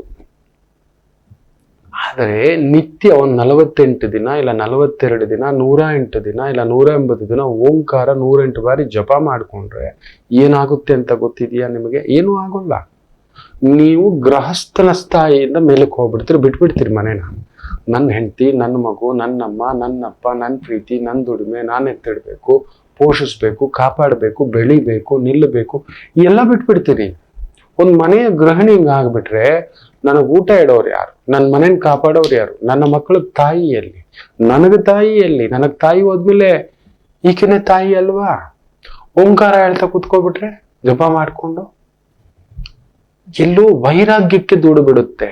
ನಾನು ಬೇಡ, ಇದ್ಯಾವುದು ಬೇಡ, ಇದೇನು ಬೇಡ ಅನ್ನೋ ಒಂದು ತಟಸ್ಥ ಭಾವ ಬಂದು ವೈರಾಗ್ಯದಲ್ಲಿ ಕೂತು ಬಿಟ್ರೆ ಮುಗೀತು. ಮನೆ ಒಂದು 3 ಬಾಗಿಲಲ್ಲ, ಮನೆಯೆಲ್ಲ ಬಾಗಿಲುಗಳಾಗ್ಬಿಡುತ್ತೆ. ಆ ಕುಟುಂಬ ಬಿದ್ದೋಯ್ತು, ಆ ಸಂಸಾರ ಬಿದ್ದೋಯ್ತು. ಆ ಗೃಹಸ್ಥ ದುಡಿಯೋ ಗಂಡಸು ಎಲ್ಲಾ ರಾಮಮಯ ಅಂತ ಹಿಂಗ್ ಕುತ್ಕೋಬಿಟ್ಟ ಅಂದ್ರೆ ಎಲ್ಲಾರು ರಾವಣರು ಬಂದು ಸೇರ್ಕೋತಾರೆ ಅಷ್ಟೇ, ದೋಚ್ಕೊಂಡು ಹೋಗ್ತಾರೆ. ಎಲ್ಲದ್ರಲ್ಲೂ ಧರ್ಮ ಗುರುಗಳು, ಎಲ್ಲಾ ನ್ಯಾಯ ಗುರುಗಳು, ಎಲ್ಲಾ ಒಳ್ಳೇದು ಗುರುಗಳು, ಎಲ್ಲಾ ಸತ್ಯ. ಓಂಕಾರ ಮಾಡಿಬಿಟ್ರೆ ಆ ರೀತಿಯ ಒಂದು ಪರಿವರ್ತನೆ ಬರತಕ್ಕಂಥ ಒಂದು ಭಾವ ಆಗ್ಬಿಡುತ್ತೆ ಮಕ್ಕಳೇ. ಪರಿವರ್ತನೆ ಆಗ್ಬಿಡುತ್ತೆ, ಅವನು ಪೂರ್ತಿ ಬದಲಾಗ್ಬಿಡ್ತಾನೆ. ಅದಕ್ಕೆ ನಾವು ಒಪ್ಪುವುದಿಲ್ಲ, ಮಾಡಿಸೋಗ್ಬಿಡೋಲ್ಲ. ಯಾವುದೋ ಒಂದು ಈ ಗ್ರಹಣ ಸಂದರ್ಭ, ಗ್ರಹಣ ಮೋಕ್ಷ ಕಾಲ, ಏನಾದ್ರು ಈ ಉತ್ತರಾಯಣ ಸಂದರ್ಭ, ಮಾಘ ಮಾಸದ ಸ್ನಾನ, ಈ ತರದ್ದು ದಕ್ಷಿಣಾಯಣದ ಸ್ನಾನ, ಈ ತರದ ಪೂಜಾ ಸಂದರ್ಭ, ಸಂಕಲ್ಪ ಸಂದರ್ಭಗಳಲ್ಲಿ, ಆ ಸಂದರ್ಭಗಳಲ್ಲಿ ಓಂಕಾರ ಮಾಡ್ಕೊಳ್ಳಿಪ್ಪ, ಸ್ವಲ್ಪ ಜಪ ಮಾಡ್ಕೊಳ್ಳಿ. ನಮಗ್ ಮಾಡ್ಕೋಬೇಕು, ನಾವು ಓಂಕಾರ ಮಾಡ್ಕೋಬೇಕು. ನಾವು ಆದಷ್ಟು ಈ ಆಸೆಗಳಿಂದ ದೂರ ಹೋಗ್ಬೇಕು. ನಿರಾಸೆಗಳೂ ಅಲ್ಲ, ಆಸೆಗಳೂ ಅಲ್ಲ, ದುರಾಸೆಗಳು ಅಲ್ಲ, ಯಾವುದಕ್ಕೂ ಎಲ್ಲದಕ್ಕೂ ನಿರ್ಲಿಪ್ತ ಆಗಿರ್ಬೇಕು. ಪ್ರಚೋದನೆ ಆಗಬಾರ್ದು. ಎಲ್ರಿಗೂ ಪ್ರಚೋದನೆ ಒಂದ್ ಹಂತಕ್ಕಿದ್ರೆ ನಮ್ಗೆ 100 ಪಟ್ಟು ಇರುತ್ತೆ. ಅದನ್ನ ದೈವದ ಮೇಲೆ ಬಿಡಬೇಕು, ದೈವ ಸಾಕ್ಷಾತ್ಕಾರದ ಮೇಲೆ ಬಿಡಬೇಕು, ಅದರ ಆಲೋಚನೆ ಮೇಲೆ ಬಿಡಬೇಕು, ದೈವ ಶಕ್ತಿಯ ಮೇಲೆ ನಂಬಿಕೆ ಇಟ್ಟು ಹೋಗ್ತಕ್ಕಂಥ ಒಂದು ಆಲೋಚನೆಗಳಿಗೆ ಹೋಗ್ಬೇಕು. ಬಿಟ್ಟು ಇದು ಯಾವುದು ಭೋಗ ಲಾಲಸೆಗಳಿಗೆ ಒಳಗಾಗತಕ್ಕಂಥ ಆಸೆಗಳಿಗೆ ಕಟ್ಟುಪಾಡಿನಲ್ಲಿ ನಾವು ಬದುಕೋ ಆಗಿಲ್ಲ. ಅದಕ್ಕೋಸ್ಕರನೇ ಈ ತರ ತುಂಬಾ ನಿಯಮಗಳಿದೆ. ಹಾಗೆಯೇ ಗೊತ್ತೋ ಗೊತ್ತಿಲ್ಲದೆಯೇ ಮನೆಯ ದೇವರಿಗೆ, ನಮ್ಮ ಮನೆಯ ದೇವರಿಗೆ, ನಮ್ಮದು ಅಂತ ಒಂದು ದೇವರು, ಇಷ್ಟ ದೇವರು ಇರ್ಬೋದು, ಕುಲ ದೇವರು ಇರ್ಬೋದು, ಇಲ್ಲ ಗ್ರಾಮ ದೇವರನ್ನೇ ತಂದು ಪೂಜೆ ಮಾಡ್ತಿರ್ತೀವಿ, ಇಲ್ಲ ಗೊತ್ತಿಲ್ಲ ಅನಾದಿ ಕಾಲದಿಂದಲೂ ನಮ್ಮ ಹಿರಿಯರು ಪೂಜೆ ಮಾಡ್ಕೊಂಡು ಬರ್ತಿದ್ರು ಒಂದು ದೇವರನ್ನ ಇಟ್ಕೊಂಡು ಅಂತ ಇದೆ. ಆ ದೇವರಿಗಿಡತಕ್ಕಂಥ ಪತ್ರೆ ಏನಾದರೂ, ಮುಖ್ಯವಾಗಿ ಎಲ್ಲರ ಮನೆಯಲ್ಲೂ ಒಂದು ಅಮ್ಮನವ್ರ ಪೂಜೆ ಇದ್ದೇ ಇರುತ್ತೆ. ಮನೆ ದೇವರು ಅನ್ನತಕ್ಕಂಥದ್ದು. ಶ್ರೀನಿವಾಸರ ಪೂಜೆ ಮಾಡ್ತೀವಿ ಅಂದ್ರೆ ಪದ್ಮಾವತಿ ಪೂಜೆಯೇ. ಶಿವಯ್ಯನನ್ನು ಪೂಜೆ ಮಾಡ್ತೀವಿ ಅಂದ್ರೆ ಅಮ್ಮನವರನ್ನು ಪೂಜೆ ಮಾಡ್ತೇವೆ, ಹೌದಲ್ವಾ? ಅಂತ ಸಂದರ್ಭದಲ್ಲಿ ತಿಳಿದೋ ತಿಳಿಯದೆಯೋ ಕೊಳೆತು ಹೋದ ಹೂವುಗಳನ್ನ, ಕೆಟ್ಟು ಹೋದ ಹೂವುಗಳನ್ನ ತಗೋಬಂದು ಇಟ್ಟು ಅಲಂಕಾರಕ್ಕೋ ಇಲ್ಲ ಪೂಜೆಗೋ ಸಮರ್ಪಣೆ ಮಾಡಿದ್ದೇವೆ, ಖಂಡಿತ ಹೇಳ್ತಾನೆ ನಿತ್ಯ ಕಲಹ ಶುರುವಾಗುತ್ತೆ. ಕಲಹ, ಕದನ, ಮುಖ್ಯವಾಗಿ ಅನಾರೋಗ್ಯ ಮೆಟ್ಕೊಂಡು ಬರುತ್ತೆ. ಈ ಒಂದು ತಪ್ಪಿನಿಂದ ಪದೇ ಪದೇ ಸಿಕ್ಕಾಗ್ತಿದ್ದೀರಿ ಅಂದ್ರೆ ನಿತ್ಯ ಪೂಜೆ ಮಾಡ್ತಿರ್ತಕ್ಕಂಥ ಪುಷ್ಪಗಳ ಕಡೆ ನೋಡಿ. ಕೆಟ್ಟಿದೆಯಾ, ಒಣಗಿದೆಯಾ, ಹಾಳಾಗಿದೆಯಾ, ಹರಿದಿದೆಯಾ, ಮುಳ್ಳಿನ ಪುಷ್ಪಗಳ, ಸುಗಂಧವಿಲ್ಲದ ಪುಷ್ಪಗಳ, ಹೌದು, ಭಗವಂತನಿಗೆ ಸಮರ್ಪಣೆ ಮಾಡಿ ನಾವು ಕುಳಿತಾಗ ನಮ್ಮಲ್ಲಿ ಆ ಒಂದು ಆ ಭಾವ, ನೀವು ನೋಡಿ, ಗಿಡದಲ್ಲಿರುವ ಹೂವಿಗಿಂತ ಭಗವಂತನಿಗೆ ಸಮರ್ಪಣೆ ಮಾಡಿ ಅದನ್ನ ನಾವು ಧರಿಸಿದಾಗ ಬರೋ ಆ ಒಂದು ಅಂದ ಪುಷ್ಪದಲ್ಲಿ, ಅದೊಂದು ಮಹಾ ಅಂದ. ಹೌದು, ಮಹಾ ಅಂದ. ಹೇಗೆ ಒಂದು ಪುರುಷ ಹಾಗೂ ಸ್ತ್ರೀ ಒಂದು 30 ದಾಟಿಬಿಟ್ಟಿದೆ, ಇನ್ನೂ ಮದುವೆ ಆಗಿಲ್ಲ ಅಂದ್ರೆ ನೋಡಿ ಹಿಂಗೆ ಆಗ್ಬಿಟ್ಟಿರ್ತಾರೆ. ಆ ಮುಖದಲ್ಲಿ ಅಂದ ಹೊರಟೋಗ್ಬಿಡುತ್ತೆ. ಪರಿಪೂರ್ಣ ಸಂಸಾರಸ್ಥ ಸ್ತ್ರೀ, ಪರಿಪೂರ್ಣ ಆ ಭೋಗವನ್ನ, ತೃಪ್ತಿಯನ್ನ ಪಡೆದಿರ್ತಕ್ಕಂಥ ತಾಯಿ ಜೀವದ ಮುಖ ನೋಡಿದಾಗಲೇ ಗೊತ್ತಾಗುತ್ತೆ, ತುಂಬಾ ತೃಪ್ತಿಯಾಗಿ ಯಜಮಾನರು ಚೆನ್ನಾಗಿ ನೋಡ್ಕೋತಿದ್ದಾರೆ, ಒಳ್ಳೆ ಮನೆ ಸಿಕ್ಕಿದೆ, ಒಳ್ಳೆ ಕುಟುಂಬ ಸಿಕ್ಕಿದೆ, ತೃಪ್ತಿಯಾಗಿದ್ದಾಳೆ, ಇದ್ದಿದ್ರಲ್ಲಿ ಈಸ್ತಿದ್ದಾಳೆ, ಆ ಮುಖದಲ್ಲಿ ನಗು ಇದೆ, ಆನಂದವಿದೆ, ಅಲಂಕಾರವಿದೆ ಅನ್ನತಕ್ಕಂಥದ್ದು ಗೊತ್ತಾಗ್ಬಿಡುತ್ತೆ. ಧರಿಸಿರೋ ಡ್ರೆಸ್ಸಲ್ಲೇ ಗೊತ್ತಾಗುತ್ತೆ, ಧರಿಸಿರೋ ಕಾಲುಂಗುರದಲ್ಲಿ ಗೊತ್ತಾಗುತ್ತೆ, ಕರಿಮಣಿಯಲ್ಲಿ ಗೊತ್ತಾಗುತ್ತೆ, ಕೈಗೆ ಹಾಕಿರೋ ಮೆಹಂದಿಲಿ ಗೊತ್ತಾಗುತ್ತೆ, ಅರಿಶಿನ ಗೊತ್ತಾಗುತ್ತೆ, ಕುಂಕುಮ ಗೊತ್ತಾಗುತ್ತೆ, ಇಟ್ಟಿರೋ ಹೂವಿನಲ್ಲಿ ಗೊತ್ತಾಗುತ್ತೆ. ಹೌದು, ಕುಳಿತುಕೊಳ್ಳೋ ಗಾಂಭೀರ್ಯ, ಆ ಸರಸ್ವತಿ ದೇವಿಯ ರೀತಿ ಕುಳಿತುಕೊಳ್ಳೋ ಗಾಂಭೀರ್ಯ ಗೊತ್ತಾಗ್ಬಿಡುತ್ತೆ. ಹೌದು, ಎಲ್ಲ ಅಮ್ಮಂದಿರಲ್ಲೂ ಸರಸ್ವತಿ ಬಂದ್ಬಿಡುತ್ತೆ. ಆ ತೃಪ್ತ ಭಾವ ಬಂದಾಗ. ಯಾವಾಗ ಅದಿಲ್ಲ, ಆಯಾಯ ವಯಸ್ಸಿಗೆ ಅದು ನಡೆದಿಲ್ಲ ಅಂದ್ರೆ ನೋಡಿ ಹಿಂಗಿರುತ್ತೆ. ಪುಷ್ಪವೂ ಅಷ್ಟೇ, ಗಿಡದಲ್ಲಿರುವ ಪುಷ್ಪಕ್ಕಿಂತ ತೆಗೆದು ದೇವರಿಗೆ ಸಮರ್ಪಣೆ ಮಾಡಿದ ಪುಷ್ಪಾಲಂಕಾರದಲ್ಲಿ ವಿಶೇಷ ಅಂದ ಬಂದ್ಬಿಡುತ್ತೆ. ಭಗವಂತನು ಸಂಪ್ರೀತನಾಗ್ತಾನ. ಆದರೆ ಈ ಒಂದು ತಪ್ಪಿನಿಂದ ಕೆಟ್ಟು ಹೋದ ಹೂವು, ಕೊಳತ ಹೂವು, ಮನೆಯಲ್ಲಿ ಕಾಯಿಲೆ ನಿಶ್ಚಿತ, ಮನಸ್ಥಿತಿಗಳು ಬೇರೆ ಕೆಡುತ್ತೆ, ಮನಸ್ಸು ಸ್ಥೀಮಿತ ಇರೋಲ್ಲ, ಮನಸ್ಸು ಮೈಲಿಗೆ ಆಗ್ಲಿಕ್ಕೆ ಶುರು ಆಗುತ್ತೆ, ಏನೋ ವಿಕಾರ, ಅಯ್ಯೋ ಹೋಗಿ ಏನ್ ಮಾಡ್ಬೇಕು, ಏನ್ ಎದ್ದೇಳ್ಬೇಕು, ಏನು ಸುಸ್ತು ಅನ್ಸುತ್ತೆ ಗುರುಗಳೇ, ಎದ್ದೋಳಕ್ಕೆ ಮನ್ಸು ಬರಲ್ಲ ಅನ್ಸುತ್ತೆ ಗುರುಗಳೇ. ಎಲ್ಲೋ ನೀವು ಮಾಡುತ್ತಿರುವ ಪೂಜೆಯ ಪುಷ್ಪಗಳಲ್ಲಿ ಎಂಥದೊಂದು ದೋಷ ಮಾಡಿಟ್ಕೊಬಿಟ್ಟಿದ್ದೀರಿ. ಕೊಳತ ಹೂ, ಏನೋ ತಗೊಬಂದ್ವಿ, ದುಡ್ಡು ಕೊಟ್ವಿ, 100-500 ರೂಪಾಯಿ ಕೊಟ್ವಿ, ತಂದ್ವಿ, ಹಿಂಗಂದ್ವಿ, ಹೂವ ಕಟ್ಟೋಕ್ಕೂ ಬರೋಲ್ಲ, ಹೂವು ಕಟ್ಟೋದು ಬರಲ್ಲ, ರಂಗೋಲಿ ಹಾಕೋದು ಬರೋಲ್ಲ, ದೇವ್ರಿಗೊಂದು ಪದ ಆಡೋದು ಬರಲ್ಲ. ಈ 3 ಬರಲಿಲ್ಲ ಅಂದ್ರೆ ನಿಮ್ಮ ಮನೆ ಊರ್ಜಿತ ಆಗೋಕ್ ಸಾಧ್ಯನೇ ಇಲ್ಲ. ಹೌದು, ಯಾಕೆ ಆಚಾರ್ಯರ ಮನೆಯಲ್ಲಿ ಸದಾ ಲಕ್ಷ್ಮಿ ಇರುತ್ತೆ, ಊಟ, ಬಟ್ಟೆ, ಬದುಕು, ಅಲ್ಲೊಂದು ಹಾಲು, ಬೆಣ್ಣೆ, ತುಪ್ಪ, ಮೊಸರು, ಮಜ್ಜಿಗೆ ಈ ಥರ ಸೇವಿಸ್ತಿರ್ತೇವೆ ಅಂದ್ರೆ ಈ 3 ಬಂದೇ ಬರುತ್ತೆ ಆಚಾರ್ಯರ ಕುಟುಂಬದ. ಅದಕ್ಕೆ ಏನಕ್ಕೆ ಮದುವೆ ಮಾಡ್ಕೊಳ್ಳೋದು, ನಮ್ಮ ಮನೆ ನಮ್ಮ ವರ್ಣದ ಹೆಣ್ಣು ಮಗುವನ್ನೇ ತರೋದು ಗೊತ್ತಿರ, ಆ ಮಗು ಮೊದಲಿಂದಲೂ ಕಲ್ಸಿರ್ತಾರೆ. ಒಂದು ದೇವರ ಅಲಂಕಾರ ಮಾಡೋದು ಕಲ್ಸಿರ್ತಾರೆ, ಯಾವ ರೀತಿ ಪುಷ್ಪ ಆಯ್ಕೆ, ಯಾವ ದೇವರಿಗೆ ಯಾವ ಪುಷ್ಪ ಇಡಬೇಕು ಅನ್ನೋದು ಕೂಡ. ಹೌದು ಮಕ್ಕಳೇ, ಯಾವ ದೇವರಿಗೆ ಯಾವ ತರ ಇಡ್ಬೇಕು, ಯಾವಾಗ ಇಡ್ಬೇಕು, ಯಾವ ಸಂದರ್ಭದ ಪೂಜೆ, ಏನೇನಂತ ಚಿಕ್ಕದ್ರಿಂದ ಕಲ್ಸಿರ್ತಾರೆ. ರಂಗೋಲಿ ಹಾಕೋದು ಕಲ್ಸಿರ್ತಾರೆ. ಅತಿ ಮುಖ್ಯವಾಗಿ ಭಗವಂತನಿಗೆ ಆ ಒಂದು ನೈವೇದ್ಯ ಮಂಗಳಾರತಿ ಎತ್ತಿದಾಗ ಒಂದು ವಿಶೇಷವಾದಂಥ ಒಂದು ಹಾಡು ಹಾಡತಕ್ಕಂಥದ್ದು, ನಮ್ಮಮ್ಮ ಶಾರದೆ ಅನ್ನೋ ರೀತಿಯಲ್ಲಿ, ಲಕ್ಷ್ಮೀ ಬಾರಮ್ಮ, ಭಾಗ್ಯಲಕ್ಷ್ಮಿ ಬಾರಮ್ಮ, ಕಮಲದ ಮೊಗದೋಳೆ, ಕಮಲದ ಕಣ್ಣೋಳೆ, ಕಮಲವ ಕೈಯಲ್ಲಿ ಹಿಡಿದೋಳೆ. ನೋಡಿ, ಈ ರೀತಿ ಒಂದು ಪದ ಕಟ್ಟಿಸ್ತಾರೆ ಅಮ್ಮನವರನ್ನ ಹಾಡಿನ ಮೂಲಕ, ನೃತ್ಯದ ಮೂಲಕ. ಕೆಲವ್ರ ಕೈಯಲ್ಲಿ ಆ ತಾಯಿ ಸರಸ್ವತಿ, ಆ ಶಾರದಾದೇವಿ ಪಾದಗಳಲ್ಲಿರ್ತಾಳೆ, ಆ ಜಗಜ್ಜನನಿ ಅಂತ ಮಕ್ಕಳನ್ನ ಕರೆಸಿ, ಗೆಜ್ಜೆ ಕಟ್ಟಿಸಿ, ಹಾಡಿಸಿ ಅಮ್ಮನನ್ನು ಕರೆಸ್ತಾರಮ್ಮ, ಬಂದಿದ್ದೀನಿ ನಮ್ಮ ಮನೆಗಮ್ಮ, ನಮಗೊಂದು ಆಶೀರ್ವಾದ ಮಾಡಮ್ಮ, ಸದಾ ನೆಲೆಸಿರುವಾಗ ಮಾಡಮ್ಮ ಅನ್ನತಕ್ಕಂಥದ್ದು. ಎಲ್ಲಿದೆ? ಯಾರಿಗೆ ರಂಗೋಲಿ ಹಾಕೋಕ್ ಬರುತ್ತೆ? ಯಾರಿಗೆ ಅಲಂಕಾರ, ಆ ಒಂದು ಹತ್ತಿಯ ಹಾರ ಮಾಡೋಕ್ ಬರುತ್ತೆ? ನಾನು ಎಷ್ಟೋ ಜನಕ್ಕೆ ಕಡಲೆಕಾಳು ಮಾಲೆ ಸಮರ್ಪಣೆ ಅಂದ್ರೆ, ಕಡಲೆಕಾಳಲ್ಲಿ ಮಾಲೆನಾ, ಅದಂಗೆ ಗುರುಗಳೇ ಅಂತಾರೆ. ರಂಗೋಲಿಯ ರಂಗೋಲಿ ಇಟ್ಟೇ ಸಿಗಲ್ಲ ನೋಡಿ, ಎಲ್ಲಿ ಬಂದ್ಬಿಟ್ಟಿದೆ. ಅಲಂಕಾರ ದೇವ್ರಿಗೆ ಮಾಡೋಕೆ ಬರಲ್ಲ. ಏನು ನಿಮಗೆಲ್ಲ ಅಲಂಕಾರ ಮಾಡ್ಕೋತೀರಿ? ನಿಮ್ಮ ಮನೇಲಿ ಎಲ್ಲಿ ಅಲಂಕಾರ ಇಡ್ತೀರಿ? ನಿಮ್ಮ ಅಡಿಗೆಯಲ್ಲಿ ಎಲ್ಲ ಅಲಂಕಾರ, ಮಾತಲ್ಲಿ ಎಲ್ಲ ಅಲಂಕಾರ, ಆಲೋಚನೆಯಲ್ಲಿ ಎಲ್ಲ ಅಲಂಕಾರ ಎಲ್ಲಿ ಬರುತ್ತೆ? ಅದಕ್ಕೆ ಹೇಳ್ತಿರ್ತಾನೆ, ಅಲಂಕಾರವೇ ಭೂಷಣ. ಒಬ್ಬ ಸ್ತ್ರೀಗೆ ಮಾತಿನ ಅಲಂಕಾರ, ಭಾವಗಳ ಅಲಂಕಾರ. ಸದಾ ಹಿಂಗ್ ಮೂತಿ ಇಟ್ಕೊಂಡು ಹಿಂಗೆ ಕೂತ್ಕೊಳ್ಳೋದು, ಏನೋ ದೇಶ ಬಿದ್ದೋಯ್ತು, ದೇಶ ಕಳೆದೋಯ್ತು, ಬೆನಜೀರ್ ಬುಟ್ಟೋ ಥರ ಎಲ್ಲ ಕಳ್ಕೊಂಡು, ಏನ್ರಿ ಕತೆ? ಆ ಮುಖ ನೋಡ್ರಿ, ಹೇಗೆ ಇಟ್ಕೊಂಡಿದ್ದೀರಿ ನೋಡ್ರಿ, ಅಲಂಕಾರ ನೋಡ್ರಿ, ಆ ನಗು ಇದೆಯೇನ್ರಿ, ಆ ಒಂದು ಕಾಡಿಗೆ ಇಟ್ಟಿದ್ದೀರೇನ್ರಿ? ಇಲ್ಲವೇ ಇಲ್ಲ. ಹೌದು, ಆ ಹುಬ್ಬು, ಆ ಅರಿಶಿನ, ಆ ಮುಖದ ಮೇಲೆ ಇಷ್ಟು ಕೂದಲು, ಯಪ್ಪ ಹೇಳಬಾರ್ದು. ಅದಕ್ಕೆ ಬೇರೆ ಬ್ಯೂಟಿ ಪಾರ್ಲರ್ಗೆ ಯಾವಾಗಲೂ ಒಂದ್ಸಲಿ ಹೋಗಿ ಬರೋದು. ಆ ಮನೆಯಲ್ಲಿ ಅದೇ ಹಳೆ ನೈಟಿ, ಹಳೆ ಪಾತ್ರೆ, ಎಲ್ಲಿ ಬರುತ್ತೆ ದೇವರು? ಮನೆ ಯಜಮಾನ ಮನೆಗೆ ಬರೋನು ಬರೋಣ ಬಿಡಪ್ಪ, ಅಲ್ಲಿ ಹೋಗಿ ಅದೇ ಏನಿದೆ ಅದೇ ಮಾತು, ದುರ್ನಾಥದ ಮಾತುಗಳು, ಇವನ್ ತಂದು ಹಾಕೋದು ಅಷ್ಟರಲ್ಲೇ ಇದೆ. ಮನೆಗೆ ಯಾವಾಗ ಬಂದ್ರು ದುಡ್ಡಿನ ಕಾಟ, ದುಡ್ಡು ದುಡ್ಡು ದುಡ್ಡು. ಒಂದು ಗೃಹಲಕ್ಷ್ಮಿ ಆದವಳು ಉಳಿಸ್ಕೊಳ್ತಕ್ಕಂಥ ಒಂದು ಅಚ್ಚುಕಟ್ಟುತನ ಬಂದಿದೆಯಾ?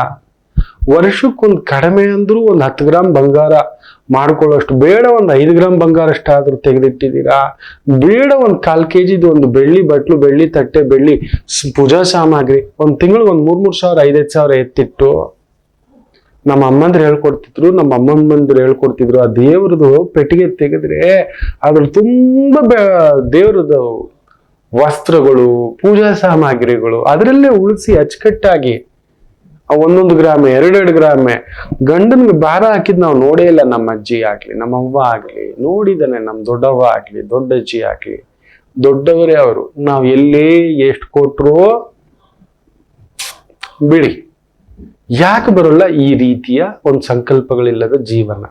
ಸೊ ಅಪ್ಪಿ ತಪ್ಪಿ ನಿಮ್ಮ ಇಷ್ಟ ದೇವರಿಗೆ, ಮನೆ ದೇವರಿಗೆ, ಕುಲದೇವರಿಗೆ ಕೊಳತ ಹೂವುಗಳು, ಕೆಟ್ಟು ಹೋದ ಹೂವುಗಳು, ತುಂಬಾ ದಿನದಿಂದ ವಾಸನೆ ಬರ್ತಿರತಕ್ಕಂಥ, ದುರ್ವಾಸನೆ ಬರ್ತಿರತಕ್ಕಂಥ ಹೂವುಗಳು, ಸುಗಂಧವಿಲ್ಲದ ಹೂವುಗಳು, ಕೆಟ್ಟು ಹೋದ ಹೂವುಗಳು, ಬೂಸ್ಟ್ ಹಿಡಿದ ಹೂವುಗಳು ಎಲ್ಲೋ ತುಂಬಿಸಿಟ್ಬಿಟ್ಟು ಎಲ್ಲೋ ಬಿದ್ದಿರೋದು ಏನೋ ತಂದು ಇಟ್ಟು ಪೂಜೆ ಮಾಡಿದ್ರೆ ನಿಮ್ಮ ಮನಸ್ಸು ಕೆಡುತ್ತೆ, ಕುಟುಂಬ ಕೆಡುತ್ತೆ, ಆರೋಗ್ಯ ಕೆಡುತ್ತೆ, ಬುದ್ಧಿ ಕೆಡುತ್ತೆ, ಮಾತು ಕೆಡುತ್ತೆ. ಎಚ್ಚರಿಕೆ, ದಯಮಾಡಿ ಇಂಥ ತಪ್ಪುಗಳನ್ನ ಮಾಡಬೇಡಿ, ಸ್ವಲ್ಪ ಬದಲಾಯಿಸಿ.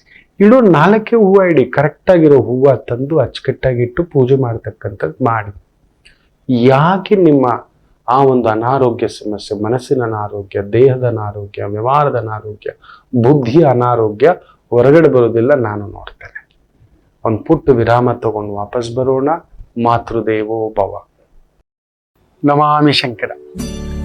ನನ್ನ ಪ್ರೀತಿಯ ಆಧ್ಯಾತ್ಮಿಕ ಬಂಧುಗಳೇ, ಪ್ರತಿಯೊಬ್ಬರ ಜೀವನದಲ್ಲೊಂದು ಕೆಲವೊಂದು ಪ್ರಶ್ನೆಗಳಿರುತ್ತೆ, ಉತ್ತರವಿಲ್ಲದ ಪ್ರಶ್ನೆಗಳಿಲ್ಲ.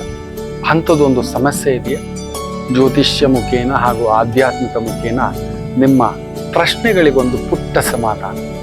ಈ ಕೂಡಲೇ ಕೆಳಗಿನ ಸಂಖ್ಯೆಗೆ ಕರೆ ಮಾಡಿ, ಇಲ್ಲವೇ ವಾಟ್ಸಪ್ ಮಾಡಿ, ಹಾಗೂ ನಮ್ಮ ನಮಾಮಿ ಶಂಕರ ಯೂಟ್ಯೂಬ್ ಚಾನೆಲ್ ಮುಖಾಂತರವೂ ಕೂಡ ಸರಳ ಪರಿಹಾರವನ್ನು ತಾವು ವೀಕ್ಷಿಸಿ ಹಾಗೂ ಪಡೆಯಬಹುದು.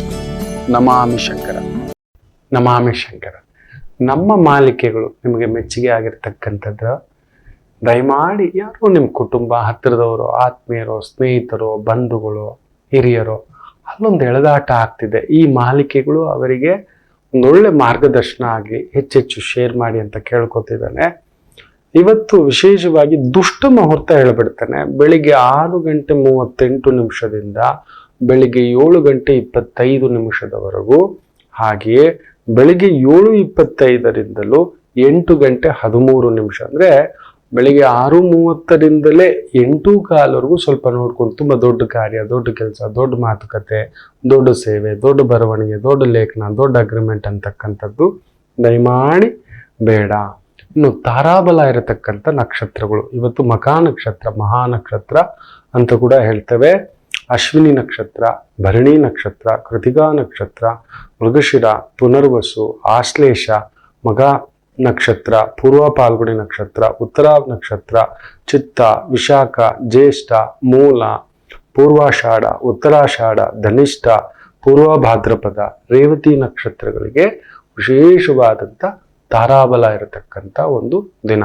ತಾರಾಬಲದ ಬಗ್ಗೆ ವಿವರಣೆಯಾಗಿ ಇತ್ತೀಚಿನ ಸಂಚಿಕೆಗಳಲ್ಲಿ ಹೇಳ್ಕೊಟ್ಟಿದ್ದಾರೆ. ನಿಮ್ಮ ಶಕ್ತಿ, ನಿಮ್ಮ ಬಲ, ಅಲ್ಲೂ ನಮ್ಗೊಬ್ರು ಸರಾಗವಾಗಿ ನಡಿಬೇಕು. ಇವತ್ತು ಮಿತ್ರತಾರ, ಶತ್ರುತಾರ, ಧ್ವಂಸತಾರ, ಈ ಥರದ್ದು ಇದೆ. ಮೈತ್ರಿ, ಕಂಟಕ, ತೊಂದರೆ. ಬಟ್ ಈ ನಕ್ಷತ್ರಗಳಿಗೆ ಮೈತ್ರಿ ತಾರೆ ಆಗಿರೋದ್ರಿಂದ ಅದ್ಭುತ. ಇನ್ನು ಚಂದ್ರಬಲ ಇರತಕ್ಕಂಥ ರಾಶಿಗಳು, ಮಿಥುನ ರಾಶಿಗೆ 3ನೇ ರಾಶಿಯಲ್ಲಿ ಚಂದ್ರ ಇರೋದ್ರಿಂದ ಚೆನ್ನಾಗಿದೆ. ಸಿಂಹರಾಶಿಗೆ ನಿಮ್ಮನೇಲೆ ಚಂದ್ರ, ತುಲಾ ರಾಶಿಗೆ ಲಾಭದಲ್ಲಿ ಚಂದ್ರ, ವೃಶ್ಚಿಕಕ್ಕೆ ಕೇಂದ್ರದಲ್ಲಿ ಚಂದ್ರ, ಕುಂಭಕ್ಕೂ ಕೇಂದ್ರದಲ್ಲಿ ಚಂದ್ರ, ಮೀನಕ್ಕೆ ವಿಜಯಸ್ಥಾನ, ಹರಿಸ್ಥಾನ, ಧೈರ್ಯಸ್ಥಾನ, ಶಕ್ತಿಸ್ಥಾನ ನಿಮಗೂ ಕೂಡ ಇರತಕ್ಕಂಥದ್ದು. ಇನ್ನು ಒಂದೊಂದೇ ರಾಶಿಯಾಗಿ ನೋಡೋಣ. ಮೇಷರಾಶಿ ಪಂಚಮದಲ್ಲಿರ್ತಕ್ಕಂಥ ಚಂದ್ರ ಮಕಾ ನಕ್ಷತ್ರದಲ್ಲಿದ್ದು ಕೇತು ನಕ್ಷತ್ರ, ಕೇತು 6ನೇ ಮನೇಲಿ ಕುಜನ್ ಸಾರದಲ್ಲಿದ್ದು ಕುಜ ಕೇಂದ್ರದಲ್ಲಿ ಇದ್ದಾನೆ. ಬ್ಯೂಟಿಫುಲ್, ತೊಂದರೆ ಇಲ್ಲ. ಏನಾದರೂ ಈ ನೀರಾವರಿ ಇಲಾಖೆ, ಭೂಮಿ ಇಲಾಖೆ, ಸರ್ವೆ ಇಲಾಖೆ, ರಿಯಲ್ ಎಸ್ಟೇಟ್ ಇಲಾಖೆ, ಟ್ರಾನ್ಸ್ಪೋರ್ಟೇಷನ್ ಇಲಾಖೆ, ಮಿಲಿಟರಿ ಇಲಾಖೆ, ಡಿಫೆನ್ಸ್ ಇಲಾಖೆ, ರಕ್ಷಣಾ ಇಲಾಖೆ, ಎಲೆಕ್ಟ್ರಿಸಿಟಿ ಇಲಾಖೆ, ಇಂತಹವುಗಳಲ್ಲಿ ವೃತ್ತಿ, ಉದ್ಯೋಗ, ವಿದ್ಯಾಭ್ಯಾಸ, ಕೆಲಸ ಕಾರ್ಯ ಮಾಡ್ತಿರ್ತಕ್ಕಂಥವರಿಗೆ ವಿಶೇಷ ಅಭಿವೃದ್ಧಿ ನೋಡತಕ್ಕಂಥ ಒಂದು ದಿನವಾಗಿರುತ್ತೆ.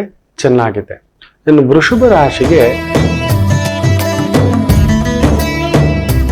ಸುಖಕಾರಕ ಚಂದ್ರ ಕೇತು ಸಾರದಲ್ಲಿದ್ದು ಕೇತು ಕುಜನ್ ಸಾರದಲ್ಲಿರೋದ್ನ ಪ್ರಯಾಣಗಳಲ್ಲಿ ಎಚ್ಚರಿಕೆ, ಗರ್ಭಿಣಿ ಸ್ತ್ರೀಯರು ಸ್ವಲ್ಪ ಎಚ್ಚರಿಕೆ, ಸ್ವಲ್ಪ ವಾದ ವಿವಾದಗಳು ಸ್ವಲ್ಪ ಜಾಸ್ತಿ.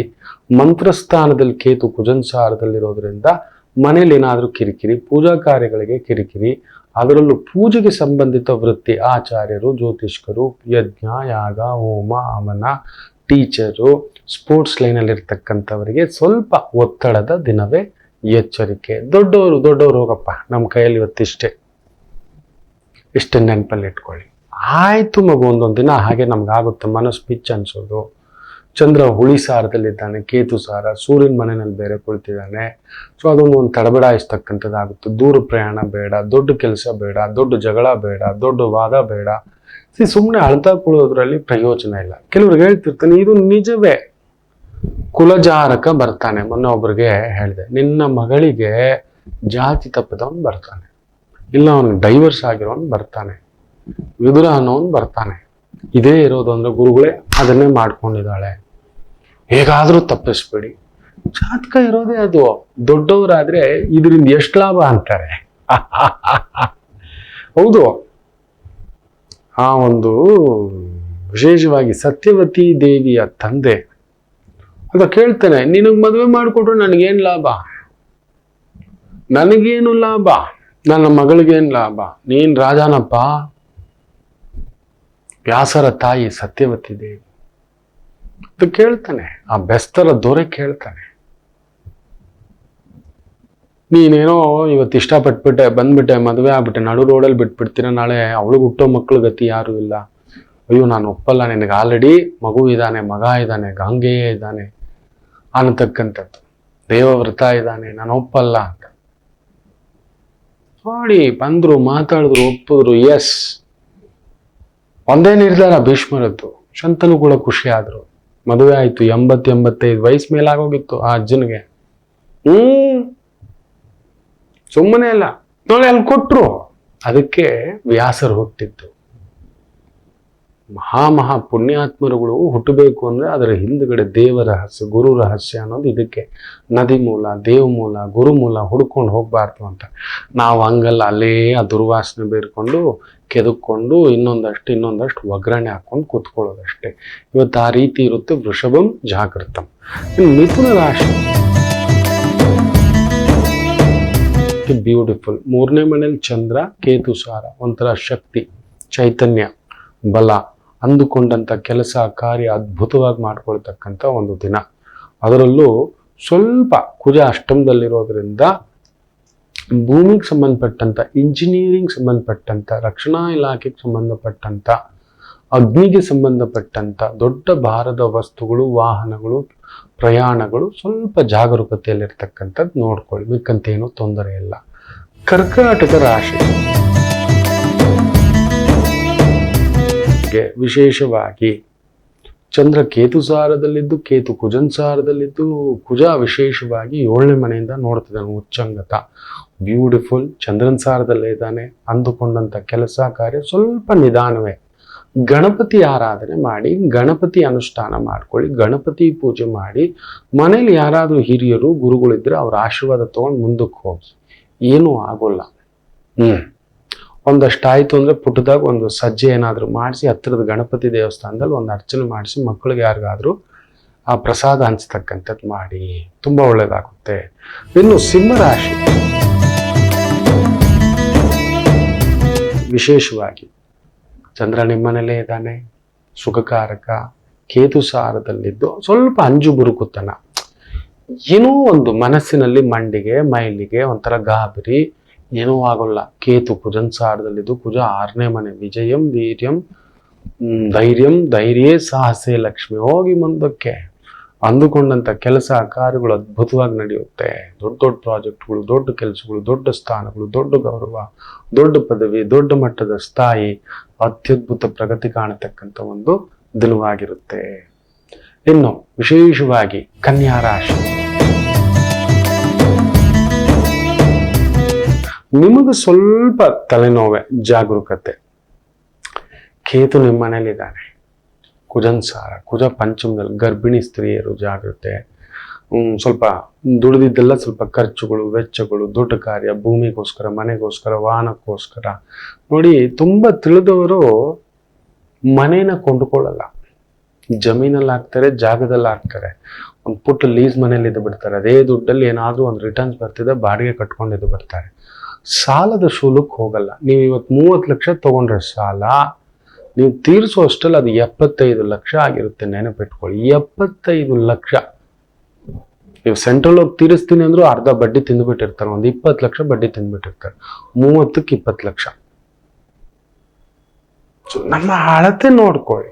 ಮುಂದಿನ 15 ವರ್ಷ 20 ವರ್ಷ ಸಾಲದ ಹೊರೆ ತಂದಿಟ್ಕೋಬೇಕು ನಾವು.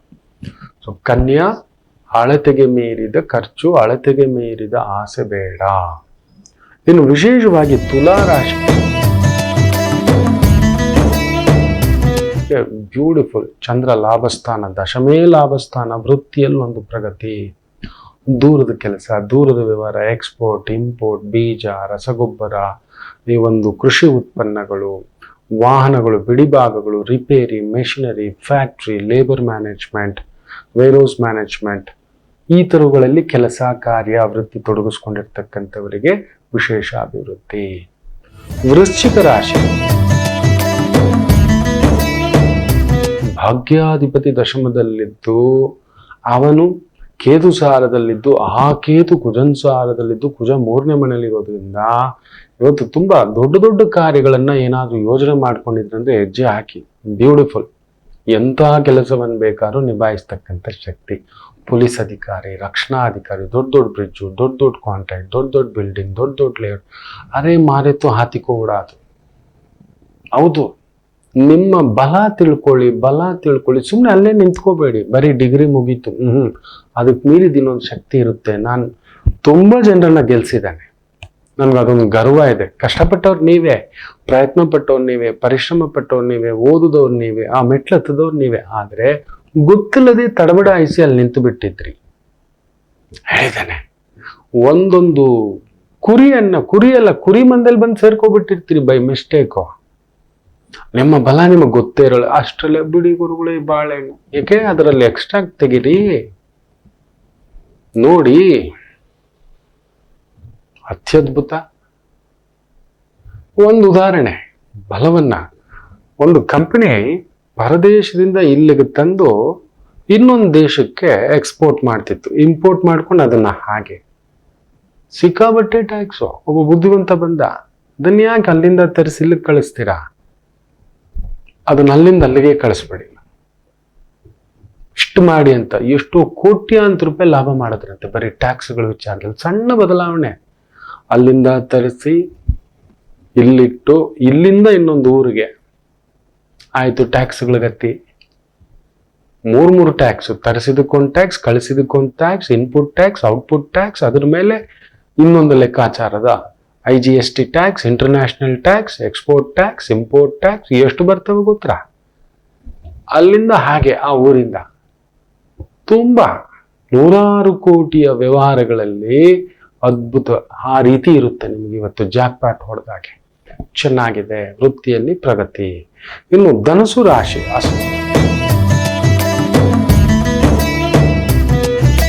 ಭಾಗ್ಯದಲ್ಲಿ ಚಂದ್ರ ಕೇತು ಸಾರದಲ್ಲಿದ್ದು, ಆ ಕೇತು ಕೂಡ ಕುಜನ್ ಸಾರದಲ್ಲಿದ್ದು, ಕುಜ 2ನೇ ಮನೆ, ಇಂಟೀರಿಯರ್, ಅಲಂಕಾರ, ಒಪ್ಪ, ಓರಣ, ರಕ್ಷಣಾ ಇಲಾಖೆ, ಸ್ಪೋರ್ಟ್ಸ್ ಲೈನ್, ಇವುಗಳಲ್ಲಿ ತೊಡಗಿಸ್ಕೊಂಡಿದ್ದೀರಾ. ಭರತನಾಟ್ಯ, ಡಾನ್ಸು, ಮ್ಯೂಸಿಕ್ಕು, ಕಲಿಸೋದು, ತಿಳಿಸೋದು, ಆ ಥರದ ವೃತ್ತಿ, ಉದ್ಯೋಗ, ಶಿಲ್ಪಕಲೆ, ಚಿತ್ರಕಲೆ, ಕೆತ್ತನೆ ಅತ್ಯದ್ಭುತ ಪ್ರಗತಿ ಕಾಣತಕ್ಕಂಥ ಒಂದು ದಿನ. ಇನ್ನು ವಿಶೇಷವಾಗಿ ಮಕರ ರಾಶಿ, ಚಂದ್ರಾಷ್ಟಮ, ವೆರಿ ಕೇರ್ಫುಲ್. ಕೇತು ಸಾರ, ಕೇತು ಕುಜನ್ ಸಾರ, ಕುಜ ನಿಮ್ಮ ಮನೇಲಿ ಆ ಥರದ ನಿರ್ಧಾರ, ಆ ಥರದ ಕೆಲಸಗಳು ಸ್ವಲ್ಪ ನಿಧಾನ ಆಗೋದು, ವಿಳಂಬ ಆಗೋದು, ಏನೋ ವಿಘ್ನ ಆಗೋದು, ಅಂದ್ಕೊಂಡಿದ್ದೇನೂ ಕೈಗೆ ಬಂದಿಲ್ಲ ಅನ್ನೋ ಥರ ಒಂದು ಗಲಿಬಿಲಿಗಳಾಗತಕ್ಕಂಥ ಪ್ರಸಂಗಗಳುಂಟು. ಎಚ್ಚರಿಕೆ, ಸ್ವಲ್ಪ ದಾಡಿಸಿತನ ದೂರ ಮಾಡ್ಕೊಳ್ತಕ್ಕಂಥದ್ದು ಮಾಡಿ. ಸ್ವಲ್ಪ ಏನೋ ಮಂಡಿಗೆ ಬೀಳುತ್ತೆ, ಹೊರಗಡೆ ಹೋಗಿ ತಿನ್ಬೇಡಿ. ಸ್ವಲ್ಪ dust allergy, throat infection, water infection, lungs infection, liver infection, nervous infection, food infection, water infection, air infection, food infection, ಈ ಥರ ಬೇರೆ ಬೇರೆ ರೀತಿಯ ಮಾನಸಿಕ ಇನ್ಫೆಕ್ಷನ್, ದೈಹಿಕ ಇನ್ಫೆಕ್ಷನ್, ಮಾತುಗಳ ಇನ್ಫೆಕ್ಷನ್ ಇವುಗಳು ಇರತಕ್ಕಂಥದ್ದುಂಟು. ಮನಸ್ಸಿನಲ್ಲಿ ದುಮ್ ದುರ್ಗೈ ನಮಃ, ದುಮ್ ದುರ್ಗೈ ನಮಃ, ದುಮ್ ದುರ್ಗೈ ನಮಃ ಜಪ ಮಾಡ್ಕೊಳ್ಳಿ, ಒಳ್ಳೆಯದಾಗುತ್ತೆ. ಇನ್ನು ಕುಂಭರಾಶಿ, ಚಂದ್ರ ಕೇಂದ್ರದಲ್ಲಿದ್ದು ಅದ್ಭುತವಾಗಿ ನೋಡ್ತಿದ್ದಾನೆ. ಭೂಮಿ, ಮನೆ, ಹಣಕಾಸು ವ್ಯವಹಾರಗಳಲ್ಲಿ ಪರಿಶ್ರಮದಿಂದ ಕಟ್ಕೋತೀರಿ, ಚೆನ್ನಾಗಿದೆ. ನೀವು ಸ್ವಲ್ಪ ಆರೋಗ್ಯ ನೋಡ್ಕೊಳ್ಳಿ, ಯಾಕಂದ್ರೆ ಶಕ್ತಿಕಾರಕ ಕುಜ 12ನೇ ಮನೆ, ಆರೋಗ್ಯಕಾರಕ ಸೂರ್ಯ ಶನಿಯ ಜೊತೆನಲ್ಲಿ ಕುಳಿತಿರೋದ್ರಿಂದ ಸ್ವಲ್ಪ ಆರೋಗ್ಯ ಏರುಪೇರು, ಒತ್ತಡಗಳು ಸ್ವಲ್ಪ ಏರುಪೇರು, ನಿಭಾಯಿಸೋ ವಿಚಾರದಲ್ಲಿ ಒಂದು ಸಣ್ಣ ಏರುಪೇರು ಇದ್ರು ಎಂಥ ತೊಂದರೆ ಬಂದರೂ ಕೂಡ ನಿಭಾಯಿಸ್ತಕ್ಕಂಥ ಶಕ್ತಿ ಚಂದ್ರ ಕೇತು ಸಾರದಲ್ಲಿರೋದ್ರಿಂದ ವೈರಾಗ್ಯವೇ ವಿಜಯ. ನಿಮಗೆ ವೈರಾಗ್ಯದಿಂದ ಹೋಗಿ, ಎಲ್ಲ ನೀನು ನೋಡ್ಕೊ ಭಗವಂತ ಅಂತ ಹೋಗಿ, ತಾನಾಗಿ ದಾರಿ ಮಾಡಿಸ್ತಕ್ಕಂಥದ್ದು ಆಗುತ್ತೆ. ಚೆನ್ನಾಗಿದೆ, ತೊಂದರೆಗಳಿಲ್ಲ. ಇನ್ನು ಮೀನ ರಾಶಿ, ವಿಜಯ ಪ್ರಾಪ್ತಿ, ಪಂಚಮಾಧಿಪತಿ ಆದರೂ ಕೇತು ಸಾರದಲ್ಲಿದ್ದು, ಕೇತು ಕುಜನ್ ಸಾರದಲ್ಲಿದ್ದು, ಆ ಕುಜ ಲಾಭದಲ್ಲಿರೋದ್ರಿಂದ ಕತ್ತಿ, ಗುರಾಣಿ, ಮೆಷಿನರಿ, ಬೆಂಕಿ, ಯುದ್ಧ, ಆಮಿನೇಷನ್, ಫ್ಯಾಕ್ಟ್ರಿ, ಏರೋಪ್ಲೇನ್, ದೊಡ್ಡ ದೊಡ್ಡ ವಾಹನಗಳ ವ್ಯಾಪಾರ, ಬಿಡಿಭಾಗಗಳ ಮಾರಾಟ, ದೊಡ್ಡ ದೊಡ್ಡ ಗಾಡಿಗಳನ್ನು ತರೋದು, ಕೊಡೋದು, ಮಾರೋದು, ತಯಾರಿಸೋದು, automobile industry, aeroplane industry, railway industry, ಬೆಂಕಿ ಇಂಡಸ್ಟ್ರಿ, ಅಗ್ನಿಶಾಮಕ industry, police industry, military industry, ರಕ್ಷಣಾ ಇಲಾಖೆ industry, construction industry, retail industry, food industry ಅದ್ಭುತವಾದಂಥ ಪ್ರಗತಿ ಕಾಣತಕ್ಕಂಥ ಒಂದು ದಿನ. ಎಲ್ಲರಿಗೂ ಒಳ್ಳೆಯದಾಗಲಿ. ಮಾತೃದೇವೋ ಭವ.